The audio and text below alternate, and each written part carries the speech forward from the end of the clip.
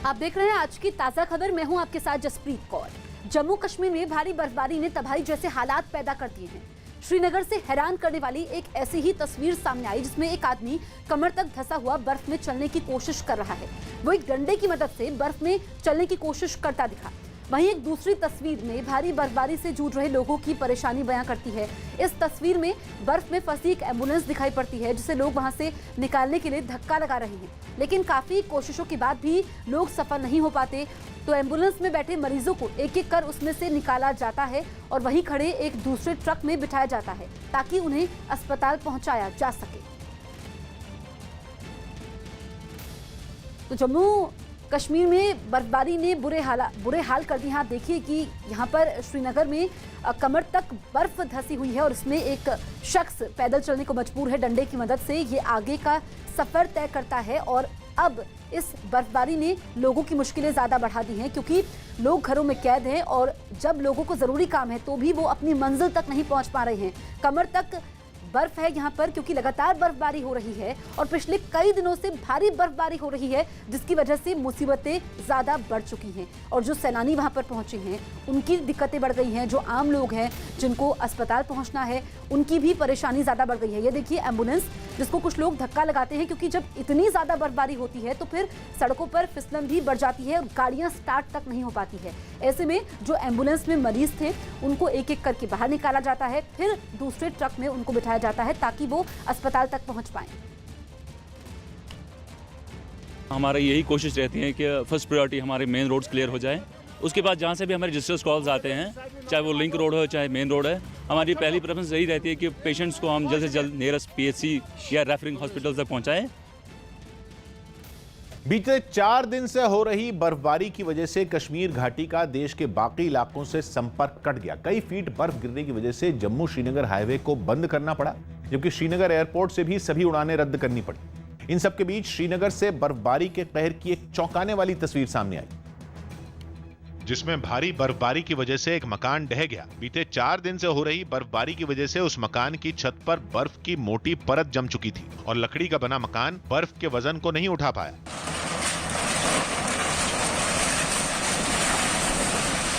श्रीनगर के बाकी कुछ इलाकों से भी बर्फबारी की वजह से लोगों की दुकानों और मकानों को पहुंचे नुकसान की तस्वीरें सामने आई। इस बार श्रीनगर में रिकॉर्ड तोड़ बर्फ गिरी। सड़कों के किनारे कई गाड़ियां बर्फ में पूरी तरह दबी नजर आईं, जबकि कुछ गाड़ियों की केवल छतें ही दिखाई दी। इस वक्त लोग काफी मुश्किलात में हैं और सब कुछ ठप पड़ा हुआ है और इस वक्त अगर कुछ है कश्मीर में वो हर तरफ से बर्फ बर्फ और बर्फ। बर्फबारी की मार उन लोगों पर भी पड़ी जो डल झील में हाउस बोट या नावों के जरिए अपना गुजारा करते हैं। तापमान गिरने की वजह से झील का पानी भी जमना शुरू हो गया और कुछ नाव वाले जमी हुई झील को तोड़कर आगे बढ़ते नजर आए। लोगों की मुश्किलें कम करने के लिए श्रीनगर की नगर पालिका ने रास्तों से बर्फ को हटाने का काम शुरू किया, लेकिन थोड़ी ही देर में फिर से बर्फ गिरनी शुरू हो गई और वो बर्फबारी दिन के वक्त तक चलती रही, जिससे तापमान में भी काफी गिरावट आ गई। भारी बर्फबारी की वजह से श्रीनगर समेत कश्मीर के कई इलाकों में बिजली की समस्या भी खड़ी हो गई और कई इलाकों के रास्ते बंद होने से लोगों की चुनौती भी दुगनी हो गई। हड्डियों को जमा देने वाली ठंड में ज्यादातर लोग अपने घरों में ही दुबके रहे, लेकिन रोजमर्रा के काम की वजह से जो लोग घरों से निकले उन्हें कई तरह की मुश्किलों से दो चार होना पड़ा। जो मेन सड़कें हैं वो भी बंद पड़ी हुई है। लोगों की सबसे बड़ी शिकायत ये रही कि वक्त रहते प्रशासन ने रास्तों से बर्फ हटाने का काम शुरू नहीं किया। हालांकि बर्फबारी थमने के बाद प्रशासन भी हरकत में आया और श्रीनगर की सड़कों पर खुदाई करने वाली मशीनों के अलावा बर्फ हटाने वाली मशीनें उतारी गयी।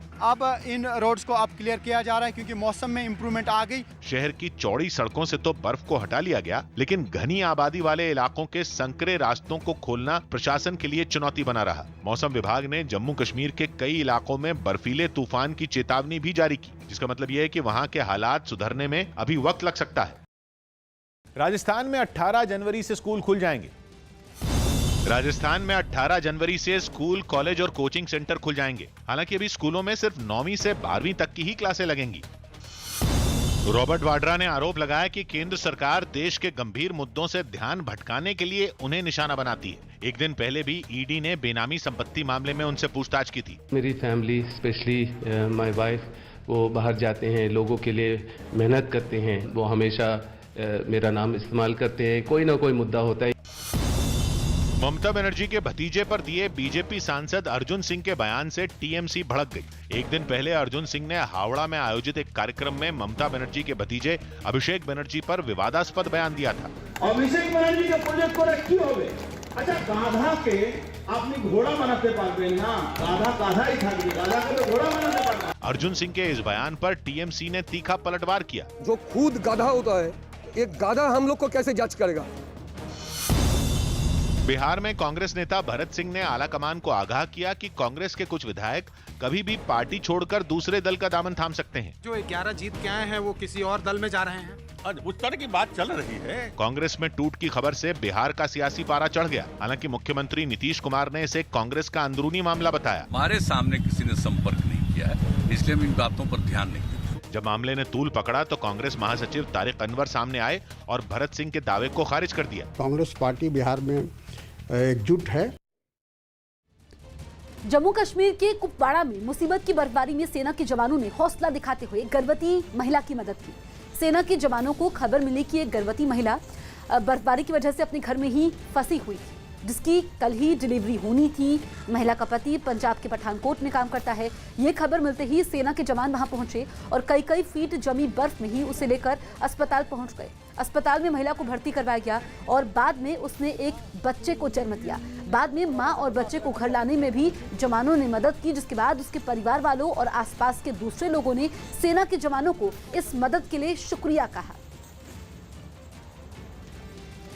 तो फरिश्ते बने सेना के जवान गर्भवती महिला की मदद की। दरअसल महिला भारी बर्फबारी की वजह से घर से बाहर नहीं निकल पा रही थी और इस बीच सेना के जवान गर्भवती महिला के घर पहुंचते हैं।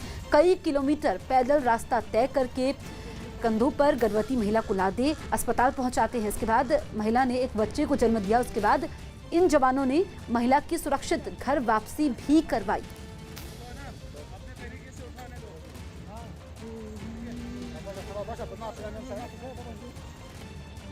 उन्होंने बहुत कदर की, वहाँ से पार्टी भेजी और हमारा मदद किया। नीचे वार्डर से, बना वार्डर से बराबर पूरा पेठा वार्डर तक, बाला तक हमारी ये डिलीवरी पेशेंट की पहुँचाया वहाँ तक। तो हम बहुत शुक्रगुजार हैं आपके।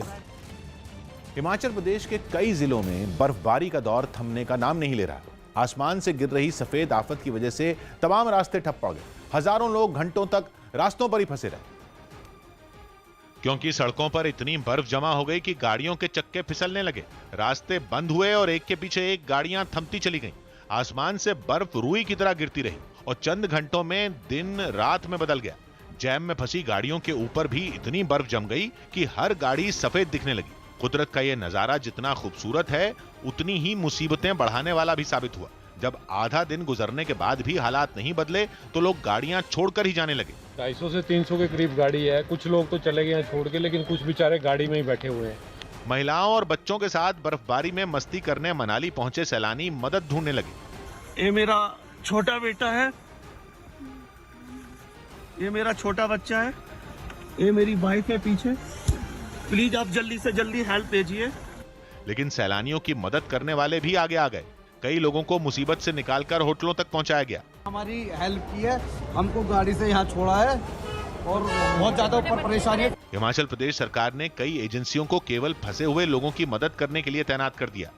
फिर भी कई लोग ऐसे रहे जो मौसम की करवट लेने की उम्मीद में रास्तों पर ही डटे रहे। लेकिन मौसम के ऐसी ब्रेक फेल हुए कि न तो बर्फबारी थमी न रास्ते खुल पाए। हालांकि सरकारी एजेंसियों ने रास्ते खोलने में पूरी ताकत झोंक दी। खुदाई करने वाली मशीनों को बर्फ हटाने के लिए काम पर लगाया गया। बर्फ हटाए जाने के बाद भी फिसलन की वजह से रास्तों पर गाड़ी चलाना मुश्किल था। ऊपर से बर्फबारी भी थमी नहीं, इसलिए रास्तों से जितनी बर्फ हटाई जाती उतनी ही बर्फ आसमान से बरस पड़ती। हजारों लोग रास्तों पर फंसे रहे। एक तो रास्ते ठप, ऊपर से कड़ाके की ठंड। जितने कपड़े पहनो उतने कम। बर्फबारी देखने आए सैलानियों के लिए यह बर्फ मुसीबत बन गई। मनाली से लाहौल को जोड़ने वाला हाईवे बंद करना पड़ा। अटल टनल को भी बंद कर दिया गया। सफेद चादर ओढ़े मनाली में बर्फ ने सब कुछ जमा दिया। यूपी और हरियाणा को छोड़कर देश के सभी राज्यों और केंद्र शासित प्रदेशों के सभी जिलों में कल कोरोना वैक्सीनेशन का ड्राई रन किया जाएगा। वैक्सीन के दूसरे दौर के ड्राई रन से पहले आज केंद्रीय स्वास्थ्य मंत्री डॉक्टर हर्षवर्धन सभी राज्यों के स्वास्थ्य मंत्रियों के साथ बैठक करेंगे। इस बैठक में राज्यों की तैयारियों पर चर्चा होगी और केंद्र इस पर अपनी राय रखेगा। इससे पहले 2 जनवरी को देश के सभी राज्यों में कोरोना वैक्सीनेशन का ड्राई रन हुआ था, लेकिन सभी जिलों में नहीं। उससे भी पहले 28 और 29 दिसंबर को 4 राज्यों के 7 जिलों में ड्राई रन चला था।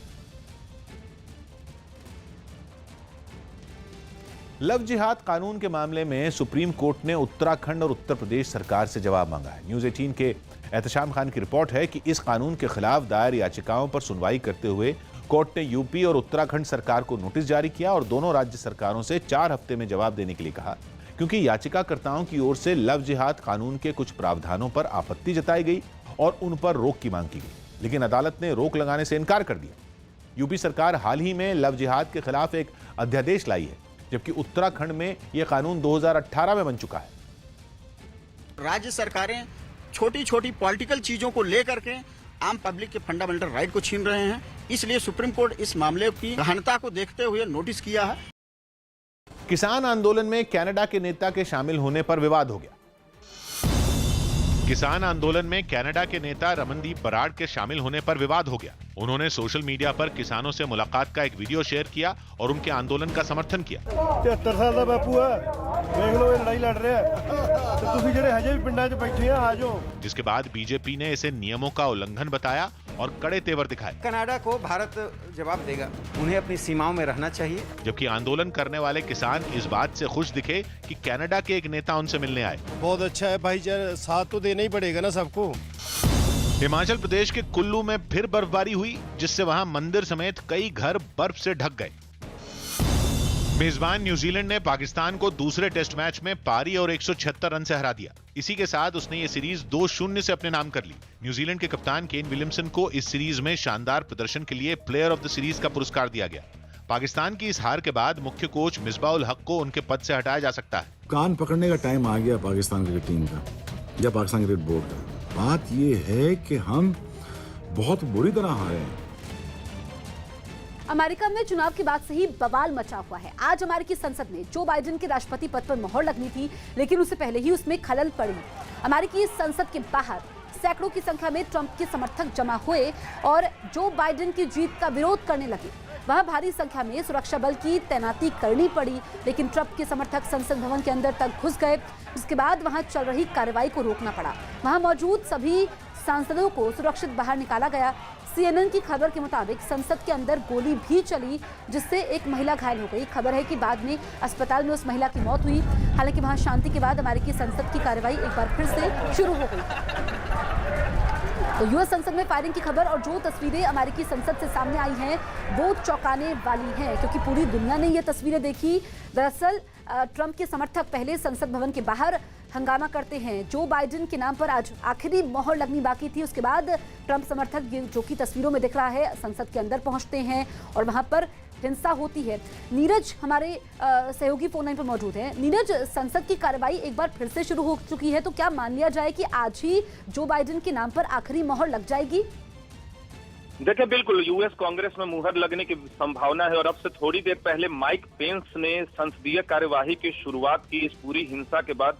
और सबसे खास बात यह है जसप्रीत की दुनिया कितनी हैरान, आप इस बात का अंदाजा लगा सकते हैं कि प्रधानमंत्री नरेंद्र मोदी ने अब से थोड़ी देर पहले ट्वीट किया है कि लोकतंत्र की प्रक्रिया को दबाने की इस तरह की कोशिश को सही नहीं ठहराया जा सकता और इस घटना से वो निराश हैं। और न सिर्फ प्रधानमंत्री नरेंद्र मोदी बल्कि ऑस्ट्रेलिया के नेता स्कॉट मॉरिसन, उन्होंने भी इसकी भर्त्सना की है और कहा है कि डेमोक्रेटिक प्रोसेस को दबाया नहीं जा सकता, कमजोर नहीं किया जा सकता। इस तरह के विरोध प्रदर्शन से बोरिस जॉनसन हो या कनाडा के सर्वोच्च नेता हो, तमाम लोगों ने इस घटना की निंदा की। जिस तरह से प्रोटेस्ट किया गया और संसद में घुसकर हंगामा काटा गया, तो प्रक्रिया की शुरुआत तो हो गई है, संसदीय कार्यवाही की शुरुआत हो गई है और इस बात की पूरी उम्मीद है कि माइक पेंस, जिन्होंने साफ किया है कि जो पॉपुलर वोट के जरिए जो बाइडेन की जीत को दर्शाया गया है उसको वो पलटेंगे नहीं, क्योंकि वो डेमोक्रेटिक प्रक्रिया का उल्लंघन होगा।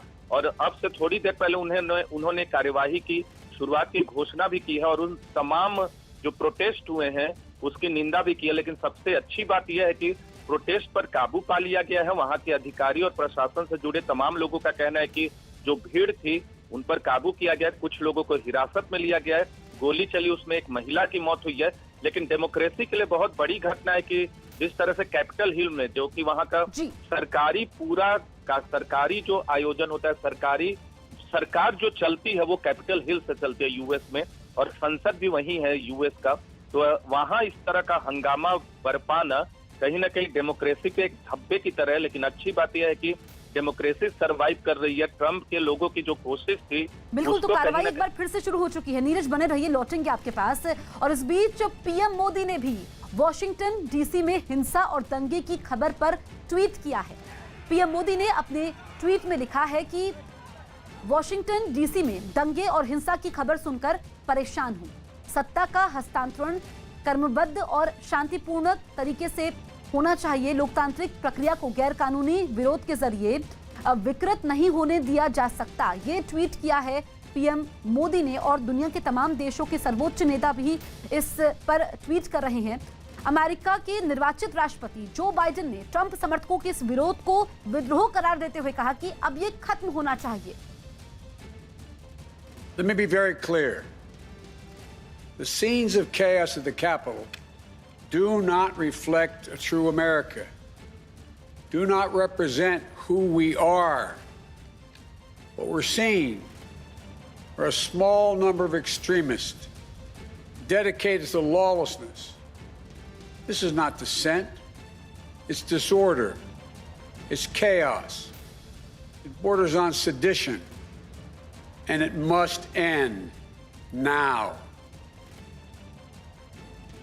नीरज हमारे सहयोगी लगातार हमारे साथ बने हुए हैं। नीरज, इस घटना पर देश के तमाम देशों के सर्वोच्च नेता भी ट्वीट कर रहे हैं, और पीएम मोदी ने भी इसे लोकतांत्रिक प्रक्रिया को गैरकानूनी विरोध के जरिए विकृत नहीं होने देना ऐसा ट्वीट किया है। तो पीएम मोदी ने भी इस घटना पर अपना विरोध दर्ज किया है। देखिए, तमाम लोगों ने, न सिर्फ प्रधानमंत्री नरेंद्र मोदी बल्कि ऑस्ट्रेलिया के प्रधानमंत्री, कनाडा के प्रधानमंत्री, यूके के प्रधानमंत्री और दुनिया के तमाम देशों के सर्वोच्च नेता और प्रमुखों ने इस बात की आलोचना की जिस तरह की कार्रवाई को अंजाम दिया गया। और आपको याद होगा कि तमाम दुनिया भर के नेताओं ने तब जब नतीजे आए थे तब जो बाइडेन का स्वागत किया था, उन्हें बधाई दी थी। और ऐसे में जबकि पॉपुलर सपोर्ट जो बाइडेन के साथ है, उन्होंने चुनाव जीता है, निर्वाचित अगले राष्ट्रपति हैं वो। और ऐसे में जबकि 20 जनवरी को शपथ ग्रहण समारोह है और आज एक कार्रवाई का हिस्सा होता है, जसप्रीत, एक सत्यापित करने की कार्रवाई का हिस्सा होता है, संसद की मुहर लगाने का दिन होता है 6 जनवरी की जो तारीख होती है। तो 6 जनवरी की तारीख को ये पूरी कार्यवाही को अंजाम दिया जा रहा था, तभी ट्रंप के समर्थक जो है वहां पहुंचे। हालांकि ट्रंप ने बाद में अपील की, लेकिन ट्रंप इस बात को मानने को तैयार नहीं है कि वो चुनाव हारे हैं। लेकिन आप चुनाव हारे और इस बात को भले वो स्वीकार न करें, लेकिन लोकतंत्र की प्रक्रिया में आपको लोकतांत्रिक संस्थाओं का सम्मान करना होगा, जनता का सम्मान करना होगा। और इस तरह की घटना का तो बिल्कुल आपको न तो समर्थन करना चाहिए, न तो प्रोवोक करना चाहिए। और दुनिया के नेताओं ने इस बात की आलोचना की है। लेकिन अच्छी बात यह है कि अमेरिका में जिस तरह से डेमोक्रेसी को फिर से बहाल किया गया, और खासकर उपराष्ट्रपति माइक पेंस जो कि राष्ट्रपति ट्रंप के सहयोगी रहे हैं, उन्होंने साफ किया कि जो पॉपुलर वोट है उसको बदलने की वो बिल्कुल इजाजत नहीं देंगे। बिल्कुल नीरज, तो उपराष्ट्रपति माइक पेंस का आपने जिक्र किया, उन्होंने क्या कहा है ये हम सुनवाते हैं। दरअसल अमेरिका के उपराष्ट्रपति माइक पेंस ने भी कहा कि हिंसा की कभी भी जीत नहीं हो सकती है। And we will always be grateful to the men and women who stayed at their posts to defend this historic place. To those who wreaked havoc in our capital today, you did not win. Violence never wins. Freedom wins. America में सत्ता की जंग चुनाव के 2 महीने बाद भी थमती नहीं दिख रही। चुनाव के नतीजे सामने आ चुके हैं, जीत और हार भी तय हो चुकी है। फिर भी डोनाल्ड ट्रंप के समर्थक अपने नेता की हार मानने को तैयार नहीं है। वहां की संसद में राष्ट्रपति चुनाव के नतीजों और जो बाइडेन की जीत पर अंतिम मोहर लगनी भर बाकी है। लेकिन उससे पहले डोनाल्ड ट्रंप के समर्थक वहां की संसद के बाहर जमा हो गए और जोरदार हंगामा करने लगे। उन्होंने चुनाव के नतीजों में धांधली का राग अलापते हुए उसे रद्द करने की अपनी मांग फिर दोहराई। हाथों में ट्रंप के समर्थन वाले बैनर और तख्तियां लेकर बड़ी तादाद में प्रदर्शनकारी संसद के कैंपस में घुस गए और वहां बने कई स्मारकों पर चढ़कर डोनाल्ड ट्रंप के समर्थन में झंडे लहराने लगे। हंगामा बढ़ता देख ट्रंप को खुद अपने समर्थकों से शांति की अपील करने के लिए सामने आना पड़ा। We have to have peace. So go home. We love you. You're very special. लोगों की भीड़ और गुस्से को देखते हुए पुलिस ने भी मोर्चा संभालने में देर नहीं लगाई। विवाद बढ़ने की आशंका को देखते हुए संसद और उसके आसपास भारी मात्रा में पुलिस बल को तैनात किया गया। इस पूरी घटना को जो बाइडेन ने विद्रोह करार दिया और इसे जल्द रोकने की अपील की। अमेरिका में डोनाल्ड ट्रंप के समर्थकों के हंगामे के बाद ट्विटर ने ट्रंप के अकाउंट को 12 घंटों के लिए बंद कर दिया। इसके अलावा ट्रंप के कई ट्वीट को भी ट्विटर की तरफ से हटाया गया। बताया गया कि उनका ट्वीट भड़काऊ था, जिसकी वजह से ये कार्रवाई हुई। यही नहीं, फेसबुक ने भी 24 घंटे के लिए ट्रंप की किसी भी पोस्ट पर रोक लगाई है। इसका मतलब ये है कि ट्रंप अब 24 घंटों तक फेसबुक का इस्तेमाल नहीं कर पाएंगे। अमेरिका में चुनाव की बात से ही बवाल मचा हुआ है। आज अमेरिकी संसद में जो बाइडेन के राष्ट्रपति पद पर मोहर लगनी थी, लेकिन उससे पहले ही उसमें खलल पड़ी। अमेरिकी संसद के बाहर सैकड़ों की संख्या में ट्रंप के समर्थक जमा हुए और जो बाइडेन की जीत का विरोध किया। वहां भारी संख्या में सुरक्षा बल की तैनाती करनी पड़ी, लेकिन ट्रंप के समर्थक संसद भवन के अंदर तक घुस गए, जिसके बाद वहां चल रही कार्रवाई को रोकना पड़ा। वहां मौजूद सभी सांसदों को सुरक्षित बाहर निकाला गया। CNN की खबर के मुताबिक संसद के अंदर गोली भी चली, जिससे एक महिला घायल हो गई। खबर है कि बाद में अस्पताल में उस महिला की मौत हो गई।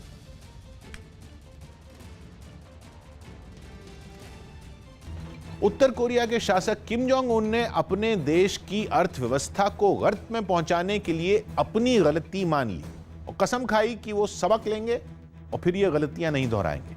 किम जोंग उन ने ये बात 5 साल में पहली बार हुई अपनी पार्टी की कांग्रेस में कबूली, जहां वो एक डायरी अपने साथ लेकर कार्यक्रम में पहुंचे। एक पल के लिए भी किम जोंग उन ने वो डायरी नहीं छोड़ी। तस्वीरें देखकर ऐसा लगा जैसे उस डायरी में उनकी गलत नीतियों का पूरा लेखा जोखा संजोया हो। किम जोंग उन कांग्रेस में शामिल होने के लिए आगे बढ़ रहे थे और उनकी पार्टी के हजारों नेता उनके इंतजार में पहले से ही बैठे थे। जैसे ही उत्तर कोरिया के शासक हॉल में दाखिल हुए, सभी नेताओं ने खड़े होकर उनके स्वागत में तालियां बजानी शुरू कर दी। इसके बाद मीटिंग में कुछ ऐसा हुआ जिसकी उम्मीद किसी को भी नहीं थी। किम जोंग उन उठे और उन्होंने भरी कांग्रेस में सबके सामने बीते 5 साल में लागू की गई अपनी आर्थिक नीतियों के फेल होने की बात कबूल कर ली। किम जोंग उन के इस बयान के मायने काफी ज्यादा हैं, क्योंकि ये ऐसे वक्त में दिया गया है जब अमेरिका में सत्ता बदलने जा रही है। कुछ ही दिनों में जो बाइडेन वहां कुर्सी संभाल लेंगे और अंदेशा है कि वो उत्तर कोरिया पर डोनाल्ड ट्रंप से भी ज्यादा सख्ती बरतने वाले हैं। अपने परमाणु कार्यक्रम की वजह से उत्तर कोरिया अमेरिका के कड़े प्रतिबंध झेल रहा है। ऐसे में माना जा रहा है कि अपनी गलत आर्थिक नीतियों को उत्तर कोरिया की खस्ता माली हालत के लिए जिम्मेदार ठहराकर किम जोंग उन ने इशारों में अमेरिका से दया की भीख मांगी है। राजस्थान में बर्ड फ्लू की आशंका से डरे लोग। राजस्थान के श्रीगंगानगर में बर्ड फ्लू की आशंका के बीच एक सरकारी स्कूल में 9 पक्षी मरे मिले, जिनके नमूने जांच के लिए भेज दिए गए। MP के बड़वानी में बर्ड फ्लू की खबरों के बीच सड़क किनारे सैकड़ों मुर्गियां मरी मिलने से हड़कंप मच गया, जिनके नमूने लेकर जांच के लिए भेज दिया गया। हरियाणा के पंचकुला में भी कई मरे हुए पक्षियों के मिलने के बाद उनके नमूने जांच के लिए भेजे गए। बकाया सैलरी को लेकर आज दिल्ली के तीनों निगमों के कर्मचारी हड़ताल पर रहेंगे। इस बीच MCD कर्मचारी उपराज्यपाल के निवास तक मार्च भी निकालेंगे। केंद्रीय शिक्षा मंत्री रमेश पोखरियाल निशंक आज JEE एडवांस 2021 की तारीख और IIT में दाखिले से जुड़े मापदंडों की घोषणा करेंगे। पंजाब में 9 महीनों से अधिक समय तक बंद रहने के बाद आज से 12वीं तक के सभी स्कूल फिर से खुल रहे हैं। पीएम मोदी देश में मालगाड़ियों के लिए बन रही खास रेलवे लाइन के एक हिस्से का आज उद्घाटन करेंगे। ये रेलवे लाइन हरियाणा से राजस्थान के बीच 306 किलोमीटर लंबी होगी। इस बीच पीएम मोदी इलेक्ट्रिक ट्रैक्शन से चलने वाली 1.5 किलोमीटर लंबी दुनिया की पहली double stack long haul container train को भी हरी झंडी दिखाकर रवाना करेंगे। ये दुनिया की पहली ऐसी मालगाड़ी होगी जिस पर एक के ऊपर एक कंटेनर रखकर भेजे जाएंगे। रेलवे के मुताबिक वेस्टर्न डेडिकेटेड फ्रेट कॉरिडोर के इस हिस्से पर मालगाड़ियां राजधानी से भी तेज रफ्तार से चल पाएंगी। इस लाइन पर ज्यादा लंबी मालगाड़ियां भी चलाई जा सकेंगी। रेलवे का दावा है कि डेडिकेटेड फ्रेट कॉरिडोर पर मालगाड़ी चलाने से पैसे की भारी बचत होगी।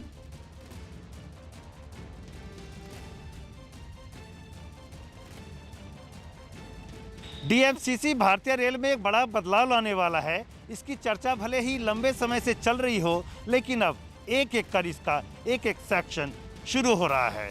भले ही ये मालगाड़ियों के लिए समर्पित गलियारा हो, लेकिन एक बार मालगाड़ियां डीएफसीसी पर शिफ्ट हो जाएं तो मौजूदा लाइन पर पैसेंजर ट्रेनों की भी रफ्तार काफ़ी बढ़ेगी और ये कुल मिलाकर भारत के लिए एक बड़ा इतिहास और बदलाव लाने वाला है। इस पर डबल स्टैक ट्रेन चलेंगी जो हमारा इंपोर्ट एक्सपोर्ट है। अब ये सेक्शन जब आगे पालनपुर तक जुड़ जाएगा तो हमारे कांडला पोर्ट, हमारा मुंद्रा पोर्ट, हमारा पिपावा पोर्ट और अन्य पोर्ट इससे जुड़ जाएंगे। वहाँ से आने वाला अधिकतर एक्सपोर्ट इंपोर्ट ट्रैफिक कंटेनर से होता है। अभी तक हम कंटेनर की एक सिंगल ट्रेन चलाते हैं। इंडियन रेलवे ने इनोवेशन करके उसको डबल स्टैक कंटेनर में कन्वर्ट कर दिया। अब हम उसको और मल्टीप्लाई कर रहे हैं कि हम डबल स्टैक कंटेनर की 2 ट्रेन एक साथ चलाएंगे। दिल्ली के चांदनी चौक में हनुमान मंदिर तोड़ने के विवाद में कांग्रेस भी कूद पड़ी और सड़कों पर उतर आई। इस मुद्दे पर बीजेपी और आम आदमी पार्टी के बीच पहले से ही जंग छिड़ी हुई है, जिसके बाद कांग्रेस भी इस सियासी घमासान का हिस्सा बन गई और उसके कार्यकर्ता चांदनी चौक में इकट्ठा हो गए। ये लोग उस ओर बढ़ने लगे जहां हनुमान मंदिर था, लेकिन पुलिस वालों ने उन्हें बीच में ही रोक दिया।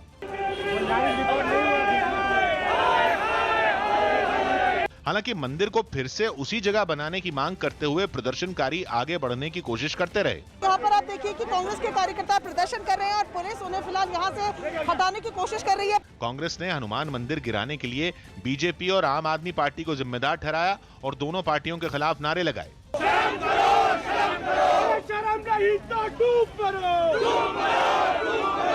ये मुद्दा पिछले कुछ दिनों से दिल्ली की सियासत का केंद्र बना हुआ है और बेहद संवेदनशील भी है। इसलिए चांदनी चौक में सुरक्षा कड़ी कर दी गई और जैसे ही कांग्रेस कार्यकर्ताओं ने प्रदर्शन शुरू किया, पुलिस वाले एक्टिव हो गए। उन्होंने उन्हें रोकना शुरू कर दिया। इस दौरान धक्का मुक्की भी हुई, जिसके बाद पुलिस वाले एक प्रदर्शनकारी को जबरदस्ती वहां से हटाने लगे। पुलिस के अलर्ट पर होने की वजह से भले ही ये प्रदर्शन ज्यादा देर नहीं चला, लेकिन मंदिर विवाद पर कांग्रेस ने केजरीवाल सरकार और बीजेपी को घेरने का एक भी मौका नहीं गंवाया। आप पार्टी और बीजेपी ने मिलकर इस मंदिर को तोड़ा है, ये एक सच्चाई है। हाई कोर्ट के आदेश पर चांदनी चौक में हनुमान मंदिर गिराए जाने के बाद दिल्ली सरकार और बीजेपी शासित उत्तरी दिल्ली नगर निगम के बीच पहले ही तलवारें खिंच चुकी हैं और कांग्रेस की एंट्री के बाद ये लड़ाई त्रिकोणीय हो गई। उपराज्यपाल मनोज सिन्हा आज जम्मू कश्मीर के लिए स्पेशल पैकेज की घोषणा करेंगे। उपराज्यपाल मनोज कुमार सिन्हा आर्टिकल 370 हटने के बाद जम्मू कश्मीर में शुरू की गई योजनाओं की आज जानकारी देंगे। साथ ही जम्मू कश्मीर की तरक्की के लिए केंद्र की ओर से जारी स्पेशल पैकेज की भी घोषणा करेंगे। कल पूरे देश में कोरोना वैक्सीन के दूसरे दौर का ड्राई रन किया जाएगा। इससे पहले आज केंद्रीय स्वास्थ्य मंत्री डॉक्टर हर्षवर्धन आज सभी राज्यों के स्वास्थ्य मंत्रियों के साथ बैठक करेंगे। हरियाणा के सभी जिलों में आज कोरोना वैक्सीन का ड्राई रन किया जाएगा। सभी जिलों के 3 ग्रामीण और 3 शहरी इलाकों में ये ड्राई रन किया जाएगा। मुंबई की मेयर किशोरी पेडनेकर को फोन पर धमकी देने के मामले में पुलिस ने एक आरोपी को गिरफ्तार किया। राजस्थान के जयपुर में चलती कार में अचानक आग लग गई। हादसे के वक्त कार में बैठे परिवार के सभी 5 लोग सुरक्षित बाहर निकलने में कामयाब रहे। वहीं फायर ब्रिगेड की मदद से कार में लगी आग पर काबू पाया गया। राजस्थान के सीकर में एक महिला ने अपनी 3 महीने की बच्ची की हत्या के बाद फांसी लगाकर खुदकुशी कर ली। राजस्थान के पाली में एक बुजुर्ग को गिरफ्तार कर उसके पास से 1,52,000 के नकली नोट बरामद किए गए। कोरोना की वैक्सीन को इमरजेंसी अप्रूवल से शुरू हुए विवाद के बाद कई संस्थाओं ने विवाद पर सफाई दी। न्यूज़ 18 के रवि सिंह की रिपोर्ट है कि council of scientific and industrial research ने साफ किया कि इमरजेंसी अप्रूवल का मतलब इमरजेंसी जैसे हालात में होने वाले वैक्सीन के इस्तेमाल से, मतलब यह कि अप्रूवल में इमरजेंसी शब्द हालात के लिए इस्तेमाल हुआ। दुनिया भर में कोरोना संकट की वजह से वैक्सीन के लिए इंतजार महंगा पड़ सकता था, इसलिए भारत ही नहीं बल्कि दुनिया के तमाम देशों में वैक्सीन की मंजूरी में सामान्य तौर पर लगने वाले वक्त को कम कर दिया गया और करीब 8 साल तक चलने वाली अलग अलग प्रक्रियाओं को पूरा किए बिना ही इमरजेंसी जैसे हालात को देखते हुए वैक्सीन को मंजूरी दी गई, जिसके लिए वैक्सीन के शुरुआती ट्रायल के नतीजों को आधार मानकर अप्रूवल दिया गया। भारत में भी कोविशील्ड और कोवैक्सीन को दी गई मंजूरी इसी प्रक्रिया के तहत दी गई। इन दोनों ही वैक्सीन को सरकार ने इमरजेंसी अप्रूवल दिया है। टीका बनाने की जो प्रक्रिया होती है वो करीबन 4, 5, 8 साल लेती है, लेकिन जो कि ये बीमारी इतने बड़े स्तर पे हमारे सामने में खड़ी हुई है और आज के दिन में पूरी दुनिया में अगर देखा जाए तो लाखों में लोगों की इसमें जान चली गई है, तो इसलिए टीका सामने में लाना बहुत जरूरी था। इराक की सेना के 100 साल पूरे होने पर राजधानी बगदाद में एक कार्यक्रम किया गया। साल 1921 में इराक की सेना की स्थापना हुई थी। और इस मौके पर राजधानी में हुए कार्यक्रम में जवानों ने अपनी ताकत का प्रदर्शन किया। कार्यक्रम की शुरुआत सेना की परेड से हुई, जिसमें सेना की कई टुकड़ियां शामिल हुई। परेड की सलामी पीएम मुस्तफा अल कादिमी ने ली। सेना के टैंक, बख्तरबंद गाड़ियां, लड़ाकू विमानों और हेलीकॉप्टरों ने इस जश्न में अपना पूरा दमखम दिखाया। इस मौके पर सेना ने बगदाद की सड़कों पर अपनी गाड़ियों की परेड भी निकाली। सेना के इस दिन को वहां के लोगों ने भी धूमधाम से मनाया और जवानों को मिठाई खिलाकर उनका सम्मान किया। जम्मू कश्मीर के जम्मू शहर में डीजल की कीमतों में बढ़ोतरी समेत कई मांगों पर ट्रांसपोर्ट यूनियन ने जोरदार प्रदर्शन किया। इस प्रदर्शन में बस, ट्रक और ऑटो चलाने वाले लोग भी शामिल हुए, जिससे आम लोगों को आने जाने में काफी परेशानी उठानी पड़ी, क्योंकि केंद्र सरकार तक अपनी आवाज पहुंचाने के लिए ट्रांसपोर्ट यूनियन से जुड़े लोगों ने पूरे शहर में चक्का जाम कर दिया। ये नहीं, कुछ जगहों पर सड़कों पर टायर भी जलाए गए और सरकार के खिलाफ जमकर नारेबाजी की गई। और तो और प्रदर्शन में शामिल कुछ लोग हाथों में पोस्टर लेकर बसों की छतों पर चढ़ गए और वहीं से नारे लगाने शुरू कर दिए।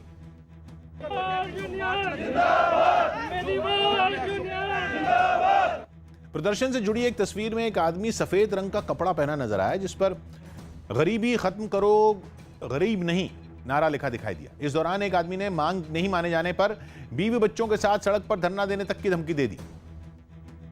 ऐसा ना हो जहां जम्मू में हमें बीवी बच्चे लेके हमें रोड पे बैठना पड़े। ट्रांसपोर्ट यूनियन के इस प्रदर्शन से सड़कों से गाड़ियां नदारद रहीं, जिससे लोगों को सामान के साथ इधर उधर भटकना पड़ा। गाड़ी नहीं मिलने पर कुछ लोग पैदल ही अपनी मंजिल की तरफ निकल पड़े। मांझी ने भी बंगाल में चुनाव लड़ने का ऐलान कर दिया। बिहार के पूर्व सीएम जीतन राम मांझी ने ऐलान किया कि उनकी पार्टी बंगाल में भी विधानसभा चुनाव लड़ेगी। हालांकि उनका कहना है कि वो एनडीए से इस मुद्दे पर बात करेंगे। मुंबई पुलिस ने फर्जीवाड़े के आरोप में बिहार के पटना से 6 लोगों को पकड़ा। ये गिरोह सरकारी और निजी कंपनियों की फर्जी वेबसाइट बनाकर सरकारी ठेका दिलाने के नाम पर ठगी करता था। ये गैंग जो है ये पटना बिहार से ऑपरेट हो रही है। उसमें के 6 एक्यूज हमने पकड़े हैं। लद्दाख के राजनीतिक, सामाजिक और सांस्कृतिक संगठनों से जुड़े कुछ लोगों ने दिल्ली में गृह मंत्री अमित शाह से मुलाकात की। इसमें गृह मंत्री ने इनकी कुछ मांगों पर एक कमेटी बनाने का ऐलान किया। इस समिति की कमान गृह राज्य मंत्री जी किशन रेड्डी संभालेंगे। इससे पहले लंबे समय से ये मांग उठ रही है कि केंद्र शासित प्रदेश लद्दाख की मूल पहचान से कोई छेड़छाड़ नहीं होनी चाहिए और वहां की भाषा और संस्कृति को कश्मीर की तरह अलग पहचान मिले। लद्दाख के लोगों के विकास में हिस्सेदारी के समुचित समाधान के लिए जी कृष्ण रेड्डी के नेतृत्व में एक कमेटी का गठन किया जाएगा। राजस्थान में बर्ड फ्लू की पुष्टि होने के बाद राज्य सरकार ने सभी पोल्ट्री फार्म मालिकों को अलर्ट जारी कर दिया। इसके अलावा कई जिलों में जांच के लिए टीमें भेज दी गईं।